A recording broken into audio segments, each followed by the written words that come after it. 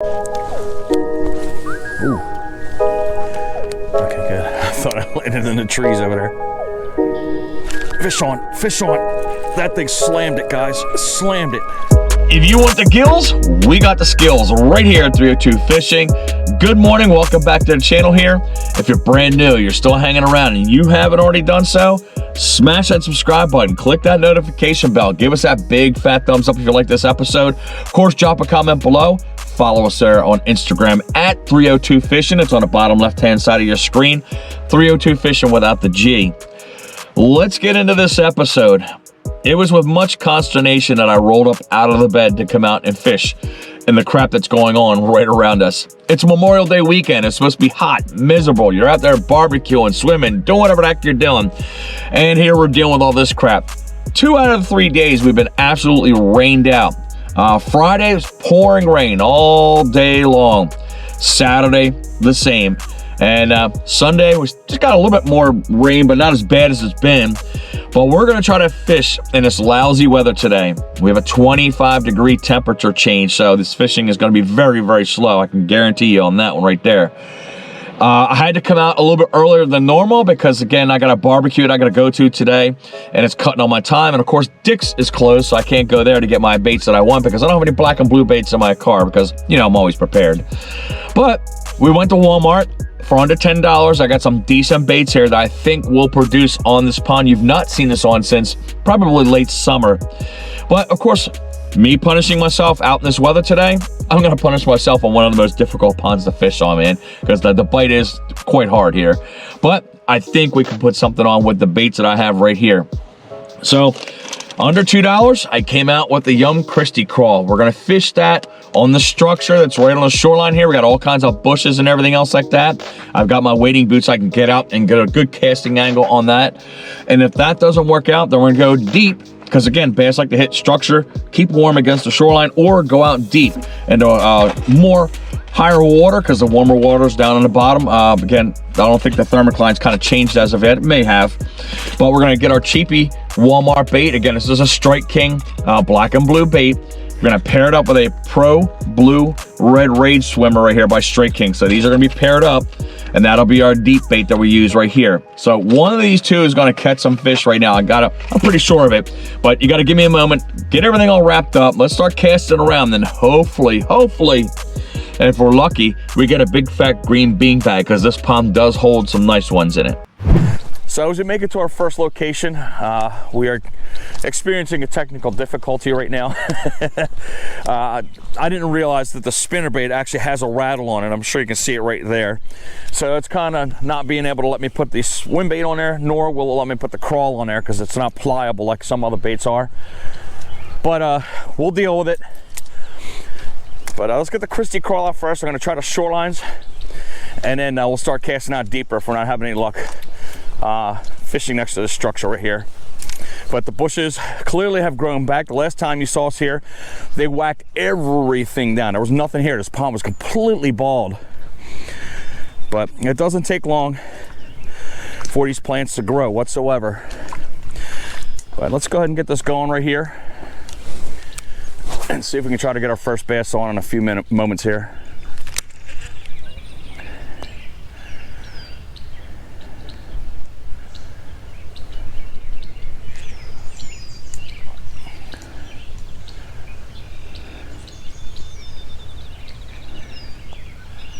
It's pretty neat seeing all the swifts flying right across the top of the water surface here, trying to catch all these little bugs that are flying around.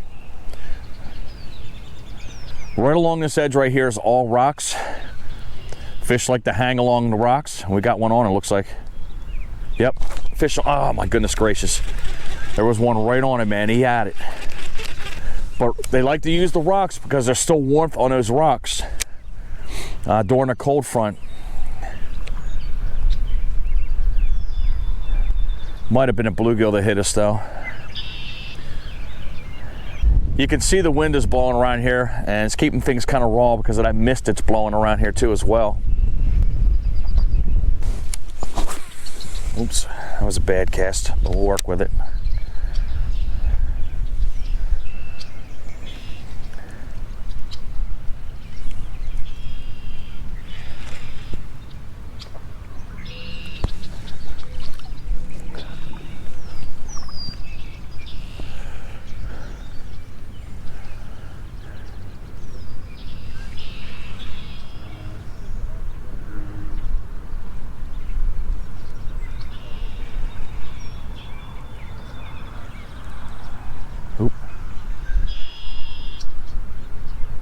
bottom. Might have been a stick. Line's loose. Is there a fish on there? There you go, fish on, fish on. Oh, there you go, guys. Nice looking fish right to start off. That line got super slack, guys, and that fish just whacked the daylights out of that thing. Oh no, he just cut the bait. We got him. The bait snapped right off, guys. There's the hook right there. We didn't let that bugger loose, did we? Let me drop that over here. Again, about 1.5 pounds, guys. Man, look at that belly on that fish, man. It's feeding up. Again, right over by that crappy cast that we threw almost towards the rocks right there. But boy, oh boy, there you go. That didn't take long. Awesome. Let's go ahead and get that nice little quick release going on. Thank you, bass. Boom, gone.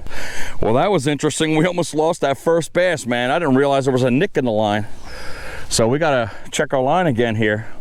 That also could have been too, because if you don't spend a lot of money on your sinkers, I don't know if you notice when you guys are looking at these sinkers, at the top of it, where the point is of the sinker, sometimes you see that there's burrs at the top of the sinker, and you got to kind of file those away. I usually kind of like use the ground or whatever to kind of get it out of there. But I think that might have been the reason why that fish did snap off. But, you know, thankfully we were lucky. My old reflexes were able to go ahead and capture that fish real quick and show it off to you. Yeah, I really didn't see a lot of line movement on that. I just felt like the line was super loose, and I'm like, wait a minute, something's got to be on the end of this thing. And that's why you see me giving that big old whack on that fish there. Worst that can happen is you have a big old whiff. So as I mentioned to you all about the weights, that the pointy part of the weight, this is what you got to worry about, is right here. You can see kind of like they're not perfect in every way. So I kind of throw these away, but this is the only weight that I have on me right now. Hopefully we don't lose a fish on this one right here based on what I'm looking at right now. But we're gonna hook it up here and try to get that bait out there and see how long it'll last, because I only got one more hook and one more sinker here, and I want to try to make sure we're not wasting time running back and forth to the car and everything. So I've got the hook here. I picked it up off the ground, and you can see right here, I'm going to point to it, there's a little bit of length right here, and it's just about the same length as that sinker that I have on there. So that's clearly where that thing snapped off at, so that point that I pointed out to you a second ago on the sinker in front of you. My rule of thumb is if it's a crappy cast, don't reel it right back in automatically, guys, because sometimes that crappy cast brings you a nice looking fish just like that right there. Just work with it.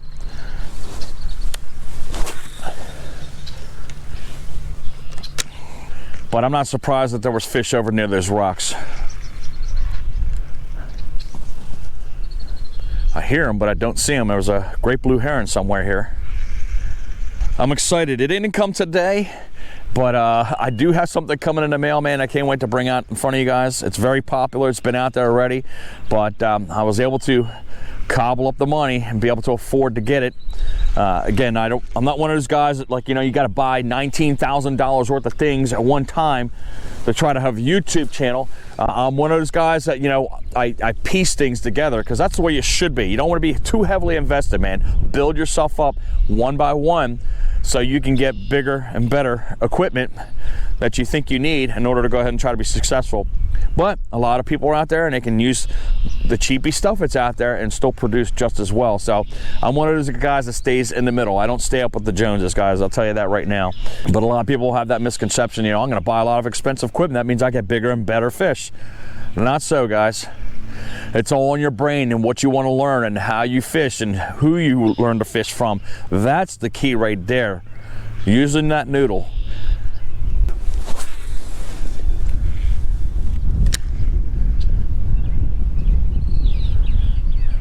But that is the fastest I've caught a fish off of this body of water. This area is real super shallow right here, but the deeper end is over where the father and son are at. Pick my boot straps up here. Hopefully I don't get too deep. Looks like we're okay right here. Yep.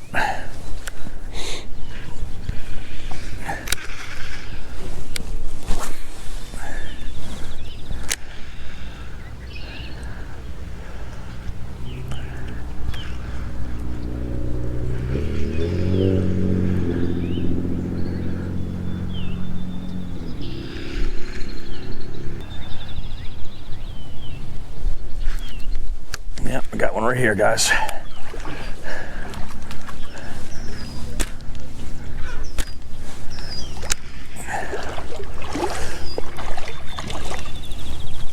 There we go.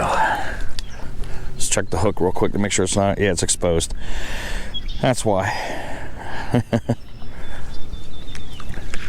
One thing you have to be aware of when you're fishing these cold fronts, you're not gonna more than likely get your traditional big old thumps on the bait. You just gotta pay attention to the line to see if it's moving or not, again, or feeling it out if it's loose, because they're gonna be as subtle as they can be touching these baits on this cooler weather. But that, like I said, was what happened on that last fish or two that we had on the end of the line. All right, grab up our rods here, keep working down the shoreline. Just trying to find a little open gaps that I can go into, like right here.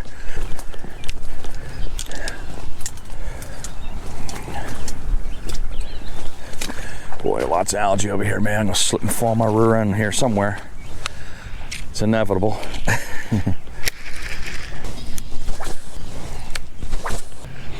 Seems like the mist is kind of lightened a little bit. It's still dropping, but not as dense as it was when I first got here. All right, get that cast out there. And as I'm doing that, I want to tell you guys that we are absolutely humbled. I reached out to the Oakster a couple days ago.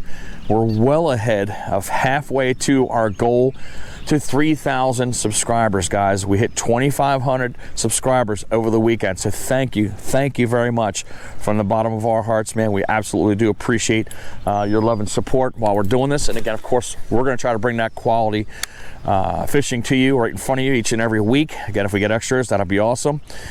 But don't forget, guys, hit that like button. That does help us out there, of course, in the algorithm, man, and trying to get us out there in those suggested videos, as I mentioned before. And lastly, again, follow on Instagram. We do have a small following. We like to try to build that up at 302 Fishing.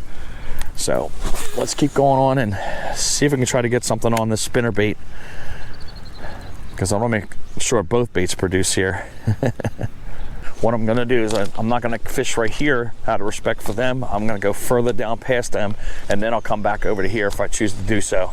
Shelby is the father, Alex is the son. Shelby has been using a dark blue Senko. He's using it as a wacky rig, and he has not got any fish. So again, it does show you sometimes how tough it is out here. And Alex has a bubblegum flavor type bait on the end of his.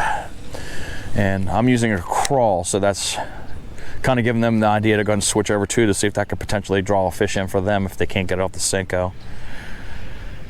But that's the challenge of fishing on this pond, is getting fish on the end, regardless of weather conditions. Water's gonna get deeper and deeper as we go further down here.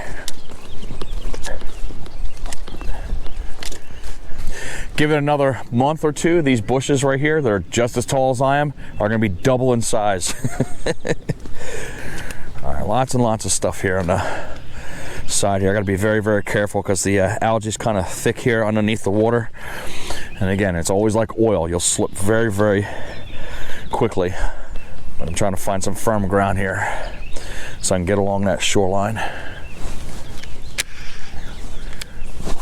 There we go. And I'm gonna try to get as tight as I can up next to these trees to see if they're there, because the water is deep enough. There's our great blue heron right there walking the shorelines.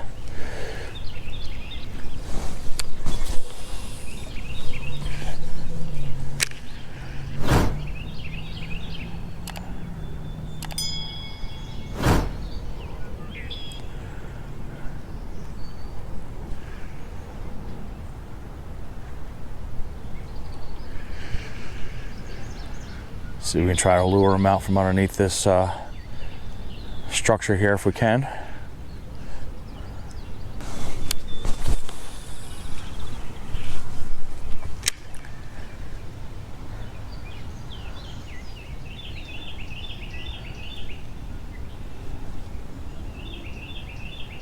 Fish on, fish on.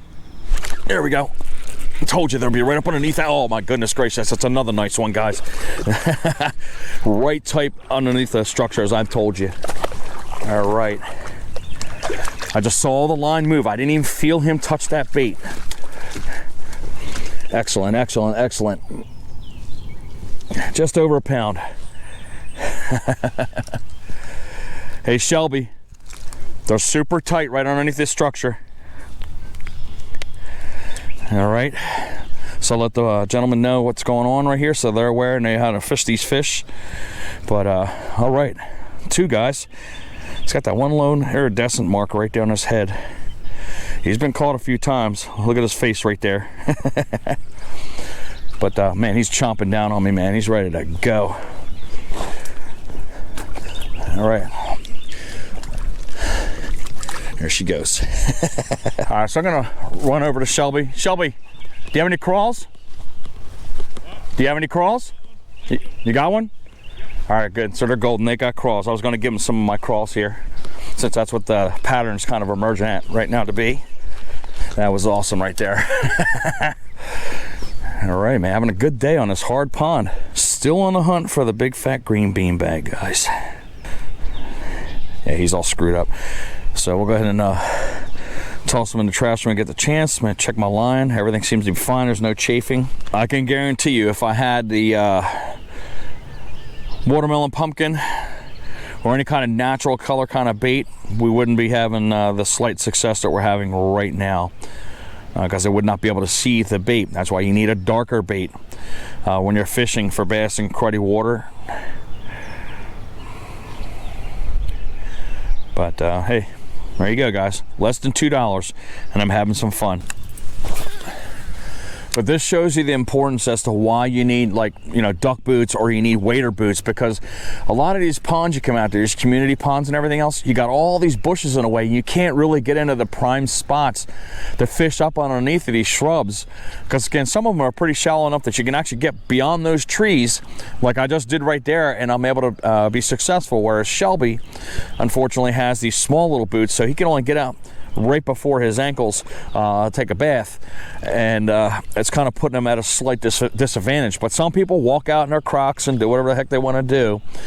But I don't get my feet in all that nonsense there, man, because you never know, man. You get some kind of algae disease, you know, those amoebas that eat your brains out and everything else. I know it's kind of rare, but I don't want to introduce that stuff all into my feet and everything else, man. Plus it feels nasty and creepy on your feet when you're walking through algae on the bottom here. But once I bring this spinnerbait in, I'll give you an idea what I'm talking about with the boots and everything else, and without boots, the perspective that we're talking about when you're fishing.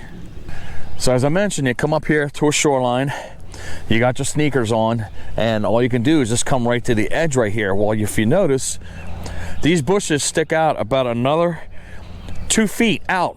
So it's going to be kind of hard for me to reach around and try to get that bait to where I need to go. But you still can kind of get that little flip going on and try to get it out as close as you can. You're still about 1 or 2 feet away from the underneath of these trees. So that's why you want to invest in. I got duck boots that are in the car right now, but I have my waders on right here. See here, see that? And that allows me to get a little more further out here, at least 2 feet or so of water I can get into. So I can go ahead and walk out here very carefully, and if you can notice, the whole perspective is going to change right off the bat. As soon as I get to where I need to be at, got to be careful because these sticks are slippery. Right there. So now I'm beyond the tree, and I can cast right along these lines right here and get super tight up against the bush that's right here and the one to the back side of me right here. So, you know, it's like 50, 60 bucks, 70 bucks. You can get some fairly decent waders right here. Because again, you know, you want to try to have that slight advantage and try to put more fish on than anybody else that's around you. But of course, be mindful. Don't go stomping around in the water and act like a fool when there's other people in the water. Be courteous. Because that's what I do. Like I said, we've got 2 other fishermen are over here. Now I don't want to go ahead and create all kinds of stirring that's going on with walking in the water and chasing these fish away from their spots. All right, let's go ahead and move down a little bit more.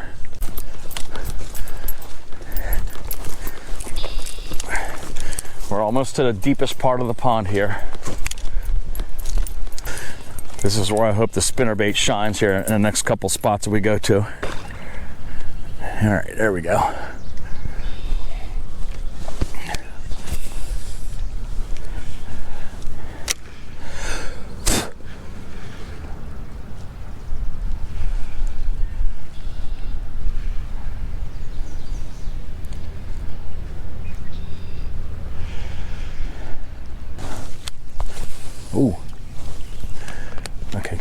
thought I landed in the trees over there.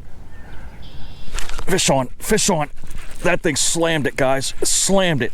There you go. All right. That's a pattern, guys. 3 on the same bait. Pounder. Super, super tight. All right, let me get my pliers real quick here because it's kind of stuck in his lip pretty good there. There we go. Bait's out. And we'll go ahead and give our fish a nice little quick release. Oh, quick release. Oh, he's right around me. But again, I thought I had a cruddy cast, and apparently I put it in a good spot. As always, with most of these episodes, we have our adoring geese fan over here on this pond right here. They got their brood over there going on. Been quiet as anything, man, which is the way I like it, because they honk and act all crazy, man, when they're chasing that female around. But we got to be careful, because you notice we have a mating pair right here. It's got a brood of goslings. You don't want to get up on them too close, because that male will come right after you. But let's go ahead and keep moving along. All right, man, come on, pull me one out of there, bud. You're skunked so far, right? Can't have that. Never ever lose to your father. Get one bigger than that. 2 days in a row. What? Come on, man. All right, guys, so Alex, he's skunked here, but I gave him a little bit better crawl than the one he had right there.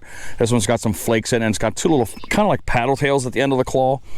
So I think that's what's pulling those fish in. So he's gonna go ahead and bait up, man. Hopefully he gets lucky in the spot that I relinquished over here. Cause you know, sometimes I'm greedy and I'll be savage like that sometimes.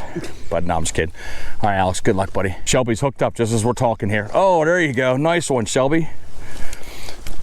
Got the Senko. The Senko's finally producing. That ran. Wow, good job.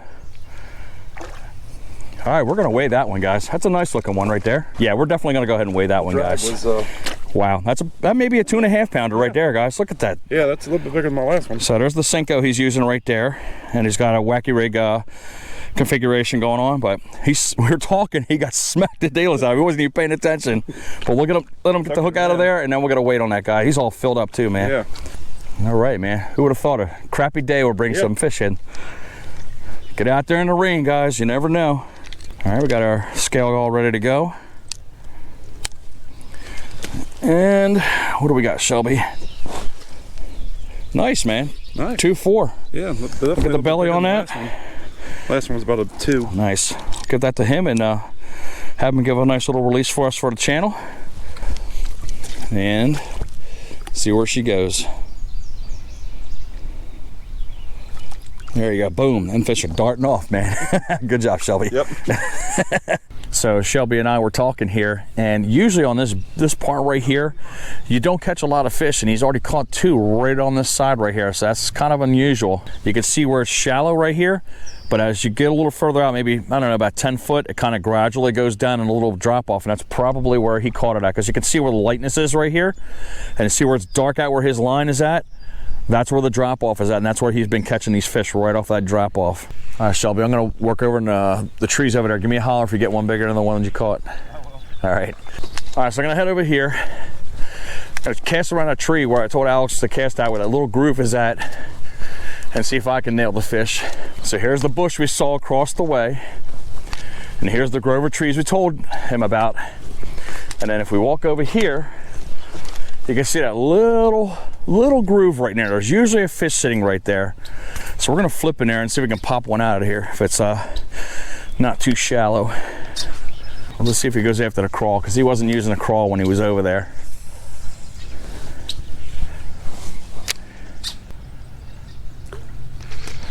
Went over that limb.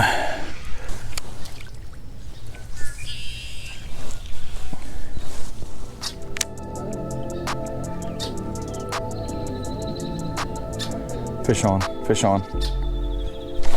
There we go. I told you he was in there, guys. Alex, I told you. He was in there. Oh, he's a nice one too, guys. Really, really nice one. Wow. Knowing your ponds, guys, knowing your ponds. Just where I told him to cast that. Right in the pocket I told him to cast at. There you go, guys. That should be the last fish of the day there. But wow, what a good way to end the episode out, man. Like I said, just knowing where you're supposed to be fishing at. I literally told Alex to go ahead and fish in that little crack. And I took a couple flips, and when I hit those bunch of sticks sitting up over here, I saw the line straightening out. I didn't even feel it, and I whacked him one, and there you go. It's a good way to end it out. Maybe £1.5 pounds. If it's 2, I'll be surprised. That was insane. Let's see what we got here. Sit still. It actually is over 2 pounds, guys.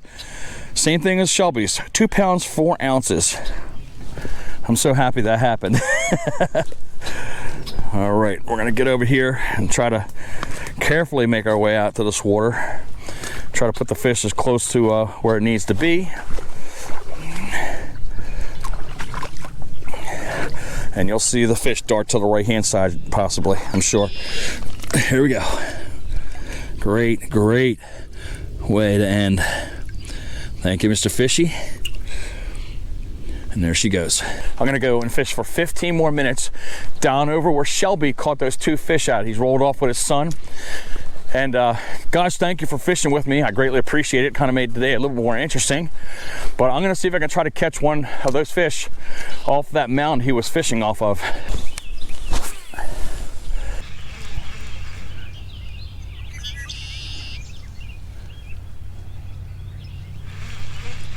Oh, that's a fish that picked me up right there. Pick it up, pick it up.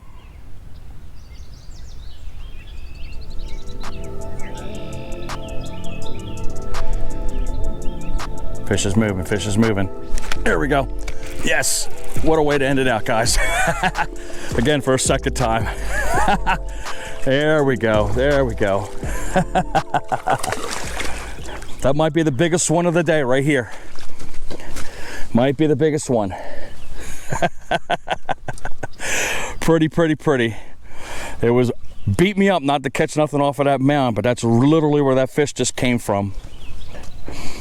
Boom. See how much she weighs. Well, this one beat out everything it's been on the pond today, and it sure does. 2 pounds 9 ounces. Got Shelby by 5 ounces. He's gonna be mad when he walks away and drives away and goes home. But I stuck it out. I ended it for a second time. You saw me catch the one over there in that little groove over there, but my greedy nerves were trying to get me out there to fish again, and boom, it paid off. We got the biggest fish of the day here. So let's go ahead and get that fish ready to go, and we'll send her off into the abyss. Thank you. Boom, for a second time.